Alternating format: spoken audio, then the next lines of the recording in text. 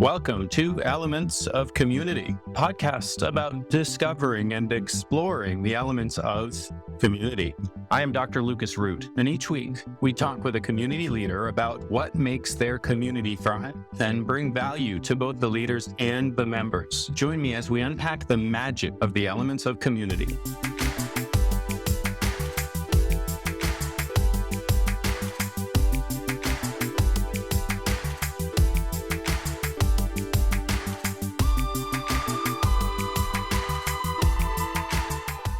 Chris, thank you so much for joining me. I'm really excited to share you with our audience. Just a little brief bit of background. You and I connected over an Instagram post you put up where you talked about, and I'm really super excited to dive into this deeply. You talked about how finding yourself resulted in you losing your, I guess it's audience in that case. The people who didn't love you didn't come along the journey of finding yourself. And I was in the right moment to receive that message, and it really hit me, and I loved it. So thank you. Welcome to the show. I'm excited to have you here. Would you like to tell the audience a little bit about yourself in your own words? Yes. Hi, everybody. My name is Chris Doe. I describe myself as a loud introvert. I'm a middle child. I'm a first-generation immigrant. I'm a serial entrepreneur. And I tell people I'm an above-average student, but a first-class troublemaker. I have this really giant dream, which is to teach 1 billion people how to make a living doing what they love. Oh, I love it. Oh, yeah. What does it mean to be a first-class troublemaker? I think of myself the same way, although I've never used that title. Well, I don't love authority. I don't love dogma and tradition. And so when you go up against those three things, it's very disruptive. And I've learned this from my former mentor. He told me you're allowed to complain one time. If you complain more than one time, you're just a whiner. And so you have to do something about it, or you have to make peace with the things that are making you upset. So I have this bone to pick with education.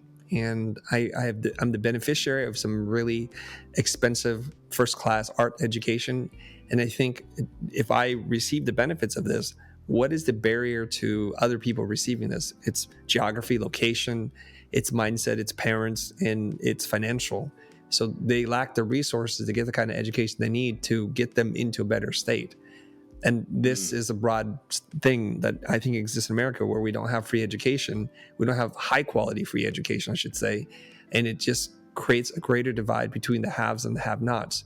So if you're a person of means and privilege, you get to have more of those things. You get the best schools, the best teachers, the classmates, and then you get into the next best schools, and you just keep going down that, and then you get the best jobs, and then you get the best job titles. And so we just keep pushing these two groups of people apart, where the income inequality that happens between a CEO and an average worker is widening in record proportion or scale. And so if I complain about that, then I need to go do something about it. And so what I do is I make a lot of noise. I say, this is the problem. And I don't stop there. I start working on the solution. And oftentimes it's the antithesis to what they're doing. And so people who feel challenged by this are going to start to say, here goes another loudmouth troublemaker. And so I accept that badge with a degree of pride. I love it. And I'm totally behind your quest to make education accessible. I'm there with you. It seems to me like the right person with the right following and the right access to an audience and the right voice could, go find one Harvard professor and get their permission to sit in and audit the class and videotape it, and then post just that one class on YouTube. And YouTube is free for the user and it's free for the poster. And so that right one person potentially could monetize that channel. And now all of a sudden, everybody in the entire world has access to that one lecture or that one lecture series. And when that channel has been monetized, the person who did the video and posted it to YouTube can share the money with the teacher. And now free education becomes monetized using ad revenue, like an existing structure that's already out there. You and I might have a bone to pick with that structure, but it works for this, right? And relatively speaking, that one lecture series, if it's fantastic and if it's well produced, should be able to turn into a really high quality amount of income for both the producer and the lecturer.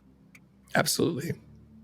I bet a similar, like, it's not hard to put together a video platform these days. Like, we've done a really good job in the technology world making it possible to put together like a learning platform. I imagine a similar approach would be to put it up on Teachable, for example, or learn.com and charge $1 for it. And you could get 1 billion people to take a lecture series for $1. Like, that's an accessible amount of money for probably 1 billion people. And if it's a fantastic lecture series, which again was really well produced, that should work. I love it. It can work, and it does work. Good news is schools like Harvard do release their lectures for free online so that you can watch them. So there's already a vehicle for that. The problem here is it's not monetized. So I imagine then if it's free, the professor doesn't make any money. And what we want to do is we want to create a built-in incentive structure so that the people who create the greatest amounts of transformation receive some percentage of the value that they're able to create in the world. And I think that's what you're talking about now. It's like if that professor, they don't need a person to videotape it. They can just do it themselves.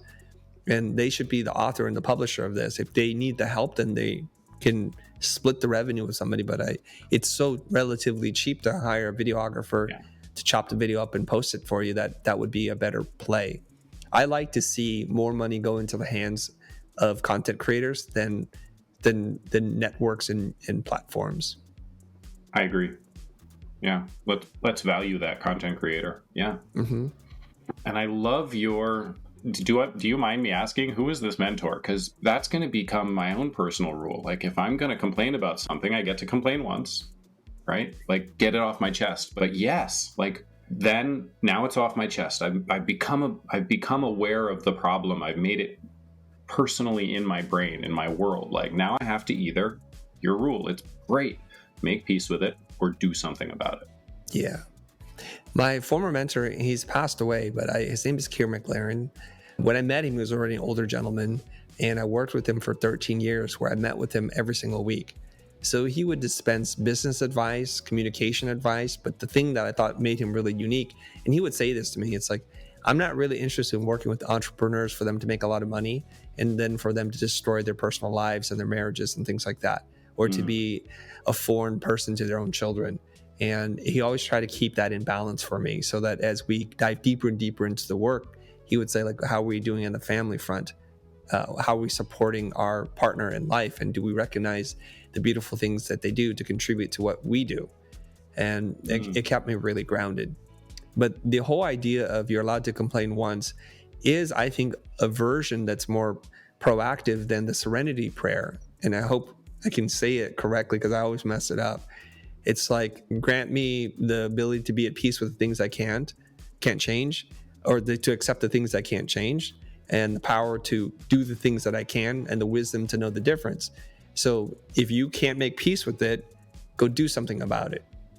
And so you have to make a choice. And I think in a fuzzy gray world, which I do love, sometimes it becomes very murky for us on what the best path forward is. So you and I probably know countless numbers of people who complain about stuff day in after day and year after year, and they don't really do anything. So they're both miserable and not making progress. That's like a double negative there. So come to peace. And there's lots of things in the world we can't change. There are wars going on. There's poverty. There's all kinds of pollution and things. Well, if you can do something about it, do it. If you can't, come to peace with it and focus on the things that you can change. Yeah. A different approach to that, but similar, is, for me, it's the preacher story, which I'm sure you've heard. The preacher gets to the end of his life. He's on his deathbed. He's looking at his family, and he says, you know, I spent my entire life trying to change the world, and I'm not sure I succeeded at all. But from here, on my deathbed, looking back, I wonder if I had focused on making myself the best person that I can be, even as a preacher, and just focus just on being the best that I can be. And in the vein, that would be accepting the things you can't change and focusing on being strong, like inside yourself, on the things that you can. And he said, maybe then you, my family, you might have taken my lead and become the best person that you can be. And in a very small way, I would have changed the world. I love that. I carry that with me always. And I see it everywhere. Now I get to add to it. You get to complain once. Mm. I love it.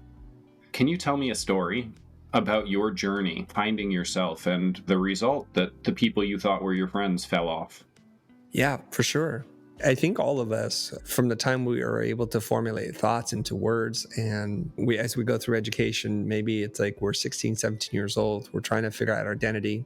You go through high school and through middle school, it's a tough time for a lot of people. And We if you didn't figure can't out our identity. immediately When I was join, 17, I knew everything. and if you can't join a community, then you just feel ostracized. If you're not one of the popular kids, if you're not the cheerleading squad or the captain of the football team or whatever it is, the chess champion, who are you? And you're just kind of bumbling about. And I felt that way very much up until about I was 18 or 19 years old. And then I found design, and design was like this thing that changed my life, that I could do something without as much effort and excel beyond what other people were doing. So I knew that this was one of my core skills or gifts that I was given, that I can see connections and arrange things on a page or a screen and make them look pleasant. So I started to figure out, oh, this must be my identity now. So I get into a prestigious art school and I go there, and then I find that I'm excelling. So, okay, the world is telling me more of this, it's working. And I start to find this thing, and I start to find myself in that process. And I'll skip over all the middle boring stuff, and I'll jump to, then I start to make content when I'm 42 years old on YouTube. And some of my former friends are like, what's going on with you? Have you changed? I said, no, I don't think I've changed. But you feel and look and act very different now. Like you're very self-assured, and we saw you as this very quiet, introverted, shy person, and now you're on camera talking a lot. And the thing is, there's some version of this, but if you have opinions, if you have a point of view where you're not straddling the fence trying to please everybody, naturally, a lot of people will rally around what you believe, and some people will not. And so that's the process that you go through. I don't think I've lost anybody that truly loved me in the definition of how I describe love. I lost people who didn't really care about me at all. They wanted me to be some version that they had in their mind. And so when I didn't comply to that vision, then they're like, oh, you're not for us. And I said, that's fine. I don't need to be for everybody. I just need to be for a few people, and I'm good with that. And I am in this position where I get to coach and help other people figure out their own voice in the world. And that's their biggest fear, is that the people who quote unquote love them will not be there at the end of the journey. And they're so scared of losing those people. So they wind up losing themselves in that process. So that's what that line was all about. It's like when I started to find my own identity, find myself, I lost those other people. But I don't think they really, really loved you, because if they did, I think there's a certain amount of unconditional parameters that go into, like, I tell my children this, I love you unconditionally, without condition. You can be a bad person, you can commit a crime, you can hurt people, I'll still love you. I don't love that part of you, but that's something you did, not who you are. And so I always want you to feel that there's always a safe place for you to come home to, in your heart, in your mind, and physically. And I need them to know that. That to me is love. So everything else is some perverted version of love that's not real. I completely agree. I 100% agree. So just to reiterate exactly what you said, if it's not unconditional, it's not really love. I love that. And yeah, I mean, there are other things that we do with people that we love or for people that we love, and those things can be conditional. For example, my presence can be conditional even if my love for you is not. My attention can be conditional even if my love for you is not. My access to my money, access to my experience, my time, the value that I carry around inside my head, my Rolodex, right? My audience, those things can be conditional even if my love for you is not. So if you, a person that I love, commit a crime, you end up in jail, now my presence is conditional. It's not even a condition that I've created, right? But my presence in your life is now conditional because I have to follow rules inside the structure around which you've put yourself. My presence is conditional. My love for you has not become conditional, right? If it's not unconditional, it's not love. That was beautiful. Thank you. I also think about this, like, for me to love you without conditions means you don't have to do anything for me. It doesn't mean I get to do everything for you, but it means you can show up broken, show up winning life, and I will love you the exact same amount. And so you don't have to do anything. The part that gets really tricky, and sometimes parents do this, is they say, I love you if you do these things. They don't say it so explicitly, but if you get good grades, I love you more. If you get bad grades, I love you less. If you marry this person, I love you more. So it's like, it's a dispensing of what they think is love in a way to manipulate and control the people in their orbit or their circle. And that's a thing that I think people need to recognize when that's happening to them, so that they can wake up and say, I see, all of this is just some game of manipulation. And you can choose to stay in it if you want, if that serves you. And if you don't like it, you have to ask yourself, why am I still here? How has it served me? And what is better for me and my future? And make a different decision. I love that too. And you bring up another point, the manipulation. So I think people pay attention to manipulation only from a negative perspective, but manipulation isn't necessarily negative. It's just a tool. Like a hammer, you can use a hammer to build a house or to smack somebody on the head. And in one case, that tool is wonderful. And in the other case, that tool is terrible. Manipulation's the same. I don't know about you, but when I start my coaching sessions, typically on my very first session, the first thing that I do is I say, inside this container, we have to agree that part of my job, part of what you're showing up here, and part of what I'm showing up here for is for me to manipulate you. I'll always be upfront about it and straightforward about it, so you know what I'm doing, how I'm doing it, and why I'm doing it. But this is manipulation. I agree with you. I've had this same debate with people, because people ask me, Chris, do you think you're being manipulative? And I said, yes, if I'm doing my job well, yes, because you're here to go some other place you've not been able to get to. And the way I look at it is like, when you go to a chiropractor, what is the term that they use? They manipulate your joints. You're okay there. When you go to a tennis coach, what are they doing? They're manipulating how you stand, how you swing, and you're good there too. So it's about the intention behind it. So I like to describe it as, there is malicious manipulation and there's benevolent manipulation. Of course, we have to like move towards one and away from the other. Yeah. Awesome. How do people take it? I've had clients that sat back and they're like, I don't want it. And I'm like, okay, then this isn't the right relationship. I'll refund you your money and we're done. Yeah. You know, I start to realize something, that people who show up for a coaching session, they don't always want what you think they want. Sometimes they want companionship. And I'm okay with that too. It's like, we just need to be clear what the expectations are. And if you want to pay me a lot of money to sit here and listen to your story without giving you any advice, I can do that. Because if that's therapeutic for you, I'm not here to tell you that it's something different. But if you're here to grow and change, then we need to have an agreement. We need to be committed to something. And I say then, if that's the case, then you should do a little less talking. And I'm going to tell you to do things that you're not going to like, but that's the point, because change is on the other side of discomfort. And if you want that change, then we're going to have to do something different. And so in my coaching communities, we recently are using a new rule. It's the one question rule, which is you have to be committed to doing what the answer is before you're allowed to ask the question. So you're making an agreement within yourself before you ask the question, because we can become questionaholics, where we just want to ask questions and receive more information, but they never do anything. So they don't have any transformation. And then I feel like, why are we all wasting our time?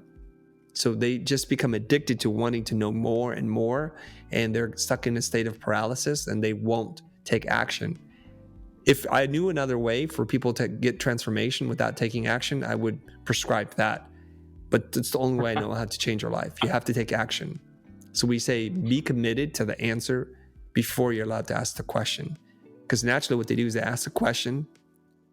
You tell them something that in all likelihood is going to be the opposite of what they're doing now, because what they're doing now is getting them the wrong result. And so it'll feel horribly confrontational. It'll feel like they're being called out. It'll feel like all kinds of bad. And I recognize that. So their first reaction is to fight it. And just say like, that's not going to work. Why would this work? And I believe this should work. Then my response is, well, why did you ask this question? Do you remember our covenant here? We've made this agreement that if you ask a question, you must be committed to doing the work. Otherwise, you're not ready. So let someone else who's ready to do the work ask their question instead. That's powerful. Wow. That brings up so much. On the one side, I am a very openly, my wife recently discovered this term that I'm not a bookworm, I'm a book dragon. I like to hoard the books. So when you talk about people who are addicted to asking questions, I totally resonate with that. I am addicted to asking questions. I will ask all the questions forever. I also have no problem taking action. Like, I will seek out information obsessively because it's just so much fun to consume information. And I get that in me. But when I stumble across a question that was really important, the answer to which should change my life, I like to think that I'm the kind of person who does take action on the answers. And maybe that's not entirely true. Like, I'm open to that. But yeah, what a powerful framework. If you ask the question, you have to be committed to taking action on the answer. There is a wonderful thing that I love to reference a lot. And it's strange because I'm a fan of pop culture, from cinema, art, and to comics, stories, whatever. And there's this, I don't know if people recall, but there's a scene in The Karate Kid Part 1 when Ralph Macchio as Daniel LaRusso is just getting his butt kicked because he's new in town, and Johnny and the Cobra Kai are just kicking his ass all the time. And he's terrified, right? And he's trying to just get through high school. And he's chased down, he's beaten up, and then Mr. Miyagi jumps out of the darkness and takes care of business for him. And he's like, how'd you know how to do that? I need to learn from you. He goes, no. And he just disappears. So Daniel gets the courage to knock on the door and says, Mr. Miyagi, I need you to teach me this. And he goes, no, I'm not going to teach you this. And he goes, please, I'm so desperate. Please, please. He goes, well, I have one rule. He goes, what is that? I'll do anything, Mr. Miyagi. And he says, you must do everything I tell you to do without question. And of course, Daniel's so desperate, the alternative is get your butt kicked and don't get the girl of your dreams, or just follow what Mr. Miyagi says. And he goes, yes, yes. And he's like this kind of impatient kid. And he's like, yes. So Mr. Miyagi sends him off to paint the fence and wax the car. And he gets so frustrated by the kind of whatever, he hits his breaking point. He's like, I thought you were going to teach me karate. All you've been doing is not paying me to do like really dumb work. And he goes, I want you to wax the fence or wax the car. And he goes, what? And he hits him, but he can't hit him because he's waxing the fence. So there's something there, I think, some ancient wisdom is packed in a piece of pop culture that you probably have missed, just flew right over your head. But I zero in on these moments, and there's many moments in stories like this. And I think the writers of these stories, the directors, the people who craft these stories are sending you messages encapsulated inside a piece of entertainment that many of us aren't able to read the message. And the messages here is, when you are ready to change, pick your master and do whatever it is your master tells you to do, because you will transform. But there are countless people who have watched that movie, probably didn't get that lesson, or are not applying that today. So I tell everybody who I coach, I don't need to be your master. Find someone else. Find a teacher that you love, a mentor who speaks the language that you speak and does it in the way that you want it to be done. And just be committed 100% heart, body, mind, and soul to doing what they tell you to do, and your life will change. And sadly, I think culturally, we're kind of anti being told what to do. We're very independent. And so we seek this information, this kind of coaching, and then we don't do anything with it. Yeah. I've done that too. I've worked with coaches where the relationship wasn't great. And it's not because there was anything wrong with the coach. And really, it's not so much that there was anything wrong with me, but you're right. I wasn't committed in that moment to that advice. There's one of my people in my community, because we're talking about community earlier. He said, Chris, I think your whole philosophy is really built around this Japanese concept of shuhari. I'm like, what is that? So he explains to me, there's a very deeply Japanese thing, and it relates to martial arts, but it applies to other things. The shu part is, you must protect. I think it means to protect. So whatever it is that your master is teaching you, you must hold on to that without modifying it. You must do your best to master it. And it takes a long time for you to get to that stage. And then the ha stage is you question everything. You go out into the world and you learn from different masters. And then the re part is you make your own martial art. You combine what works for you. People want to get to that last part, which is the combination and invention of things.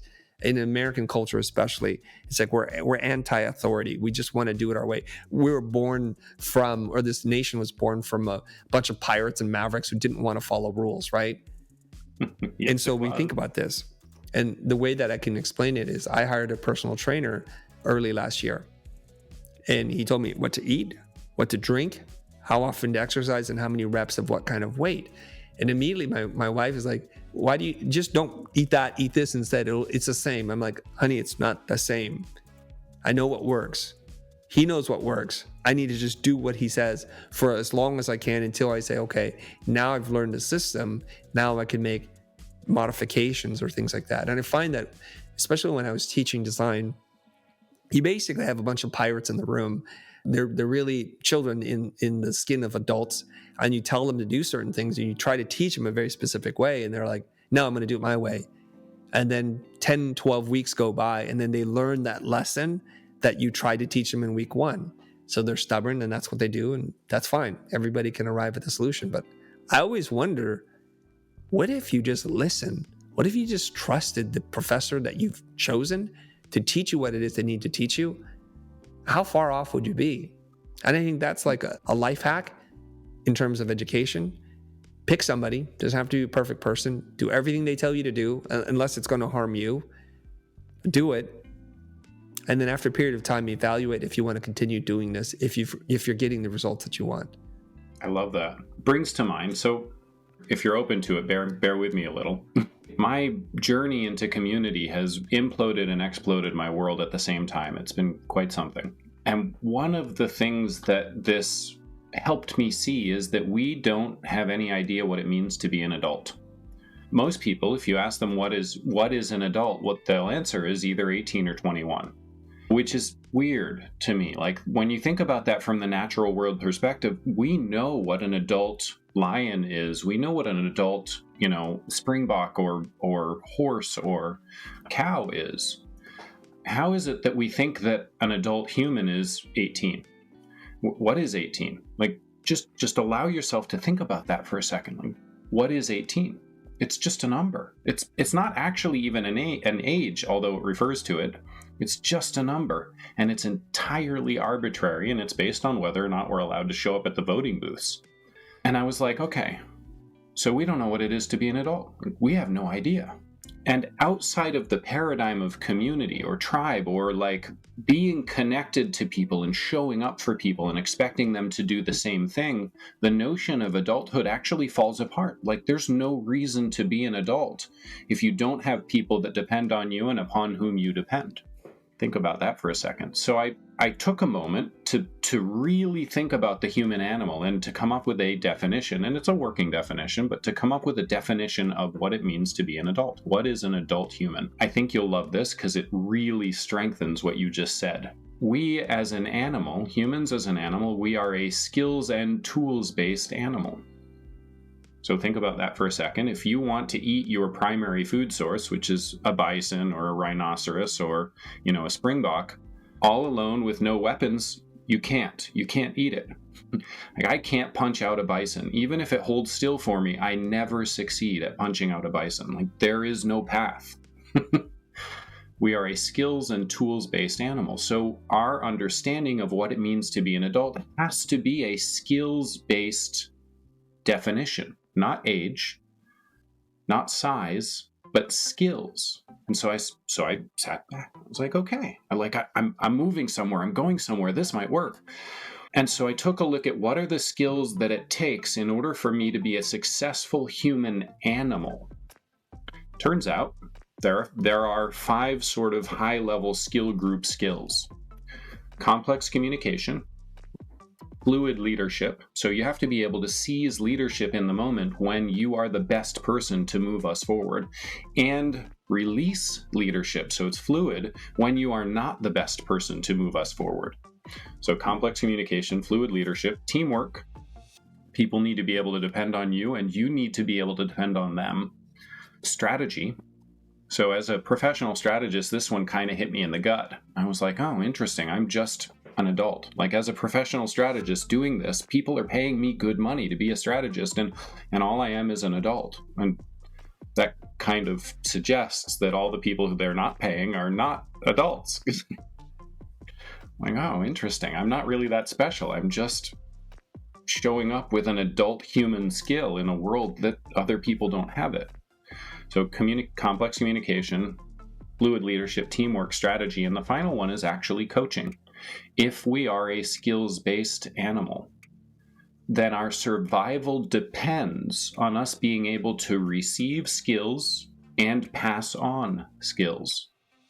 That's a complex and nuanced understanding of adulthood. As you asked that question, I was searching my feelings about what it means to be an adult, and I wrote down some other things that don't sound anything like what you said, but I really like what you just said. Obviously, you put thought into it, and I'm just freestyling here. But I think, because I'm looking at my children, like, when are they an adult, right? So I think, one, they have to be self-sufficient. That is a criteria for you to be an adult. You can take care of yourself, you can feed yourself, you can pay your bills, you know how to move about the world. So that requires a degree of autonomy and to be able to make decisions. And so the rest of it gets into like decision, which is you have impulse control, meaning you want something now. That's what children do, but adults know we can wait. So there's something about delayed gratification, the ability to make a sacrifice for something you want today, for something you want tomorrow. I don't think children have impulse control. They don't understand sacrifice. And the other thing is to be accountable to yourself and to honor the commitments that you've made professionally and personally, if you can do all that stuff. Because children tend to like not brush their teeth, not to take out the garbage. They don't honor their commitments the same way as adults do. So I kind of look at these are the tests to see if you're an adult, kind of like in Blade Runner, if they can test if you're a replicant or a human. I love it. Those are great. Accountability, impulse control, like delayed gratification, that's really powerful.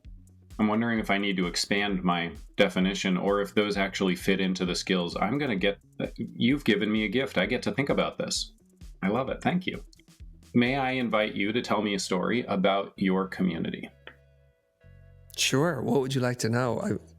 We had a nice little chat in the green room before we started up. We talked about my framework for what it means to be a community, and you were just like you just did. You were running through the list as I talked through it. I love watching you process.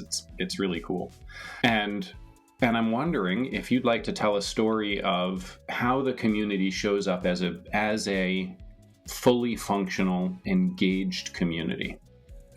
I want to disclose that by nature, I'm an introvert. I'm pretty socially awkward and probably antisocial. I've taken tests on what I prefer to do, and almost always the answer is be by myself, read a book, and stare at the computer screen. So hanging out with people really drains me, or it used to, and then I start to grow into this. So when I first make content, it's just me transmitting to the world. Here's what I think. I hope this is of value to you, and after a number of years and 500 videos later, a community starts to form, and like, we like the way you teach, the way that you speak, and how you break complex concepts down, and how direct and matter of fact you do this. And how do we engage? What do we do? And so then now I have to like, what is the next step? Okay, so I want them to be able to have a dialogue with me and with each other. So we create a Facebook group, and that's how this thing begins. And go together. Yeah, just like, let's create a space virtually or in real life where we can gather and you can have independent conversations. So it's not me to you, it's a you to you kind of thing. And they can have conversations with each other. And at first the group was free. And so that means free means anybody can get in. There was a few questions you had to answer, but it wasn't really discerning enough to say like, you're a good fit for our community. So we create a paywall, and the paywall is a barrier. So people are committed to this and they want to get involved in the community, and so then they jump in. And so now it is a community of over 500 people that are engaging with each other, with me, and they're all the things that you talked about. When you were sharing the common language, the purpose, the projects, the shared values, you got to give and get. So there's no one is taking too much, no one's giving too much. The social contract and the emotional engagement you talked about. There's a book, it's written by Patrick Hanlon, I believe that's his name. It's called Primal Branding. And he has very similar concepts, because I'm coming from a branding space, not a community or a strategist point of view. I'm just looking at it from a branding point of view.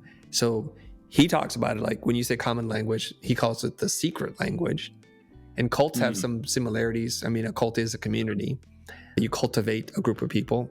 And so the secret language, and he talks about Starbucks. When Starbucks wants you to learn how to speak a different language, And they force you to do that by ordering half this, tall that, whatever way, easy ice, whatever it is. And you feel like you're more enrolled in the community, that you belong by using their language.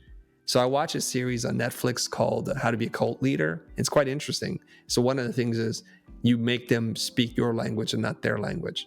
So there's both good and bad to this. There's so that we feel we're different and sometimes better than the people who don't speak the language.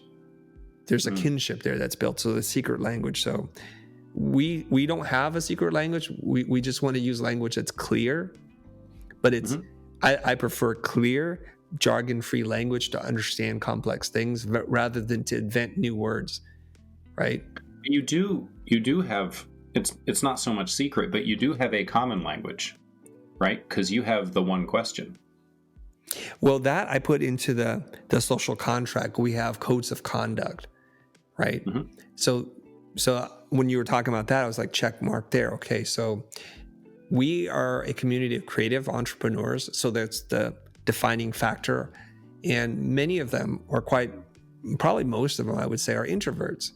So whenever you get a bunch of introverts collected together and there are a few extroverts, the extroverts jump the line, they're very vocal, and it creates this space where the introverts are always going to stay quiet in the back of the room. So we have to sometimes reinforce this idea, this commitment that we want to create space for everyone to have a voice and to know that there are a lot of people here with powerful, smart questions, intelligent ideas, and resources, and we don't honor them if we don't give them an opportunity to figure out their thoughts. So I ask all the extroverted ADHD people to take a breath, to really think through their question, and to make sure it's contributing to the conversation, that they're going to create space for others to speak. So we have to work a little extra hard on this because it's not a bunch of alpha folks jumping in and just piling on top of each other. So we want to make sure, because it's always the same 6 or 7% of the people that always raise their hand and take up most of the oxygen in the room. So we have to everybody, let's make sure. The purpose, there's a clear purpose. I think you join a community, you join our community because you want to scale your business. You want to learn things about marketing, creating and engaging content on social media.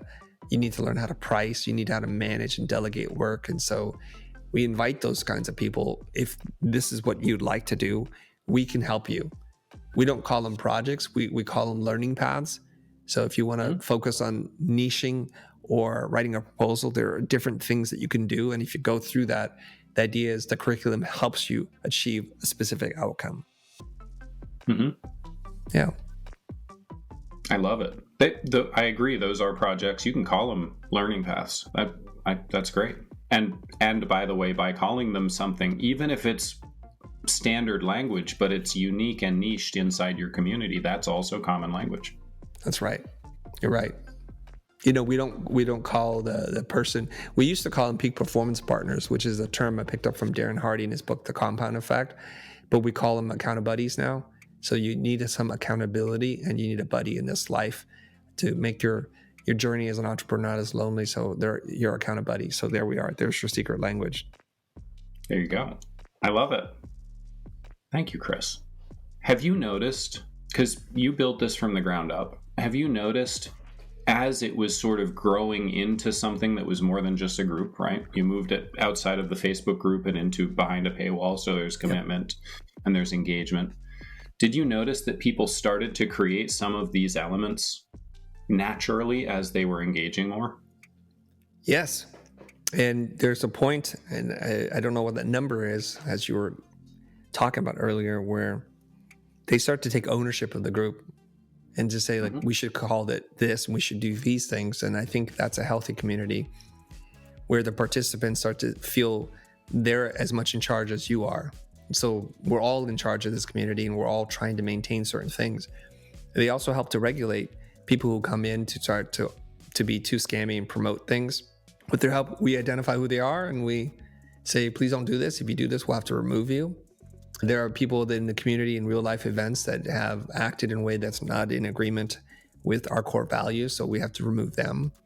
And it's we have to be vigilant at removing people because they will destroy the community. And then naturally subgroups form. And now are threads for just women only. So they're the female entrepreneurs in the group, or people who are marketers or coaches, and they need specialized attention and language and things like that. So they form inside the group, and we create space for them as well. That's really cool. That must have been so much fun. It is. Does it make you feel connected? Does it help energizing as you show up? Did it help you step into, at least in this community, step into being an extrovert? I'm not sure, but it does require you to become that, regardless if you want it or not, right? To share with you how painfully socially awkward I am, even in addressing my staff at a staff meeting, I was all nerves. Like, I have notes and I have to like read my 3x5 note cards. And I remember one time my executive producer at that time was like, Chris, really? For this? You really have to read? I'm like, yeah, you do your way. Don't judge me, because I'm not going to accept it if you do anyway. So I'm going to do my thing. And I remember how tense I was in just hosting a small group of people at the office where I'm conducting an interview with someone that I know really well. Then I have to sit there and like repeat in my mind, like, how is this going to begin, and where is this conversation going to go? How do I shape this? And just remembering like, oh, I got to shake off the nerves, quite literally, physically, to do that. And now I walk into a room of 100 strangers. I'm like, I'm okay with this. And I think it's just a matter of exposure therapy. The more you're exposed to things, the less those things scare you, and the more you become familiar and accustomed to handling these situations. And so it is, I think, a wonderful opportunity for anyone who feels what I felt, the anxiety, the nerves, the insecurity of having a lot of people around you, to continually expose yourself to doses in which you can handle that won't totally break you, but will challenge you. And then you can just keep doing this within fairly rapid intervals so that it becomes familiar. Because if you do a meeting once a year, it's might as well you haven't done anything. If you do it once every 6 months, it's probably not going to help you. But if you're doing them weekly, bi-weekly, something like that, once a month, I think you can form the habit and the muscle memory to be able to do this. And all of a sudden, 6 people in a room is okay, and now you can try 10. That's right. Yeah, that's fantastic. Thank you for sharing that. Can we talk to the introverts out there for a minute and help them see that community really is the path forward to opening themselves up? Sure, I'd love that. I am not an introvert, although certainly there are engagements that, personal interactions or some groups where I walk away feeling drained. Like, that absolutely happens. Even extroverts will walk away feeling drained from time to time, but I don't have any problem showing up with people. If people are gathering, I want to be there. I've never had to approach the world in a way that I've never had to, I choose to, but I've never had to approach the world in a way that has grace for the painful introverts. Now, the ones that are in my life, I'm very soft-gloved because they're important. They're people I have chosen to love, and love is unconditional. And if that's the way they need to show up, then I put on my soft gloves, and that's okay. But that's not my experience, and it is yours. Can you talk about how loving somebody so much, a person or a community, people that are showing up for you, people who have discovered you over time and have started reaching out to you saying, the way that you speak to me feeds me, the way that you speak to me is helping me to enter into the world in a new and glorious and beautiful way through your YouTube videos, how that turned into something that was so deep and so powerful that you challenged you got me. Go. There's something I say when I go up on stage is I say something like, I'm an introvert, I'm awkward socially, and I say my goal in life is to make content so good I don't have to develop social skills, which gets a laugh from people. And then what I try to do is explain what I mean. I don't think introverts are afraid of people. They're afraid of strangers. They don't like to be around strangers because they just feel like I don't belong. There's that sense of the default is I do not belong. So when I make content, I'm warming up strangers to get to know who I am so that I don't have to get to know who they are at the jump, because that's very difficult for me to walk into a room full of strangers. Some are looking at you, some aren't, and you're like, what am I doing here? I don't have those skills to be able to walk into a crowd and say, hey, what are you guys talking about? It's fascinating to me. I can't do that. So I'll just stand there. And so if my content is good enough and I'm prolific and consistent enough in the delivery of this stuff, then the people will say, oh, hey, Chris, we love your videos. What are you doing here? Like, come over here and join us. We want to talk to you about something. Can we ask you a few questions? And so I'm doing that pre-work because I don't have the skills to do the work while I'm in the room. If I contrast that with a friend of mine, her name's Anna Lee, she can literally get into a cab full of strangers, and by the time the cab ride is over, exchanging phone numbers with people. Me, I'd be sitting there in silence, like kind of tense, because I don't, where does our conversation go? So I think for the introverts that might be listening to this, what can you do so that you can remove that frame of mind that these are strangers? Because if there was an anniversary or a reunion party and you walked into that room, you wouldn't feel anxious if those are your friends that were showing up and your relatives and everybody that you've ever cared about, and they're happy to see you. That's a very different feeling than walking to a networking event of 500 strangers that you don't know a single person and you don't know where to begin. And from the introvert's point of view, from our lens, it always feels like everybody knows everybody and everybody's comfortable. So I just don't know how to I don't know how to step into this. I feel like I'm not welcomed. And so that's one of the things that I would say, if you can create that sense of familiarity in real ways or in your mind, then it should work. And the other thing I would say, that if you practice small social engagements, it becomes a little less intimidating. It's something I learned from my older brother. He went through a pretty bad divorce and he had been married a long time. And so when he was back out in the singles market, he's a software engineer. He just doesn't know what to do.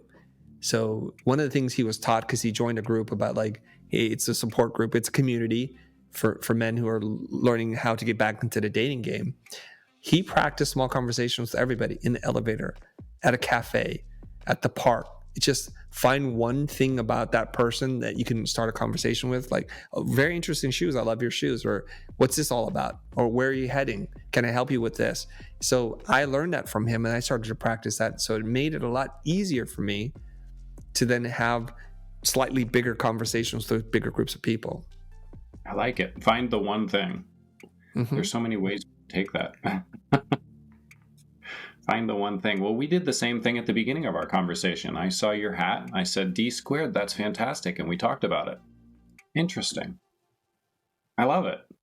Chris, thank you so much. You have been a gift and a joy. And I'm really delighted that you were willing to come on this show and share your time with me and with us.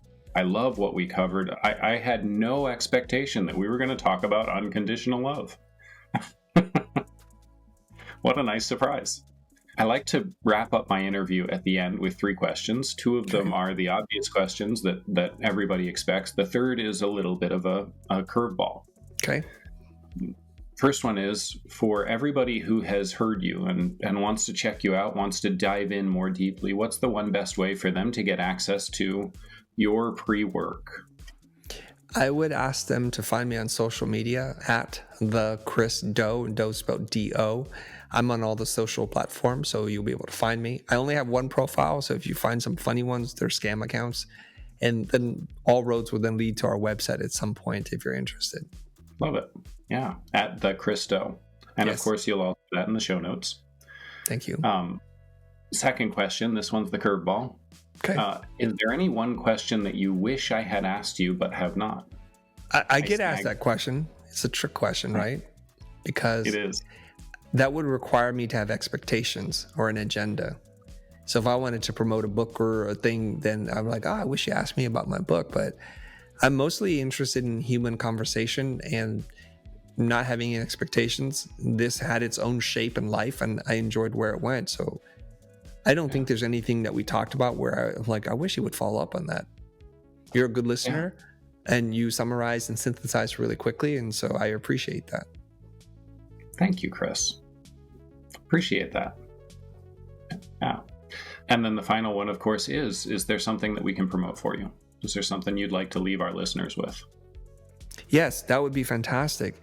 If I know you run your own coaching things, and I do as well. So we both were talking about community, and I run this community called the Pro Group, the Future Pro Group, and it's for creative entrepreneurs who are a couple of years into their business, who've done $100,000 or more annual recurring revenue who are looking to get to the next stage. If that sounds like that's something of interest to you, I would encourage you to check it out. I'm going to add to that because I love it. There are a lot of people out there that are looking to serve entrepreneurs who have hit $1 million, 7 figures, right? And I get it. I totally understand. People who hit $1 million have hit a level where they're ready to change in specific ways, and they can afford to put money into being ready to change. There are a lot of people out there that are really working hard to get people to their first 100,000, and I get it. A lot of times before you move into entrepreneurship, you actually still have a little bit of space on your credit card, and you can afford to buy some coaching and buy into a program. So the beginning of the market is fairly well served. There are a lot of really good programs out there, and the top end of the market is really well served. There are some amazing executive coaches, truly top-notch, extraordinary. The middle of the market is not well served.